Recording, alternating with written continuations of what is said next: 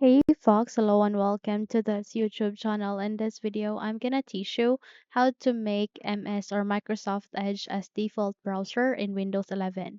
So without any further ado, let's get started.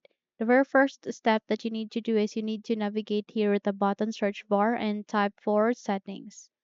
Once you have typed it, please proceed with the best match. Click on open to continue and wait until a new window would appear here in our screen, which is our settings.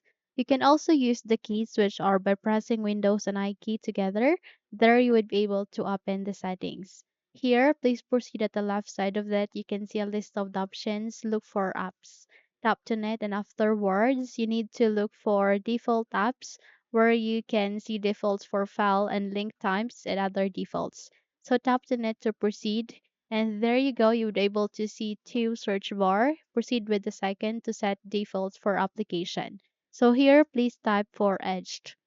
The moment you have typed it, wait for this result would appear, which is your Microsoft Edge application tool. Tap on it, and here you can see at the very first option, make Microsoft Edge your default browser. So all you need to do is you need to click on set default and it will mark checked here, meaning that you have successfully set it as your default browser. So if you want to set default file types or link types, all you need to do is you need to click on this forward arrow to set Microsoft Edge when you as your default app whenever you open a PDF file.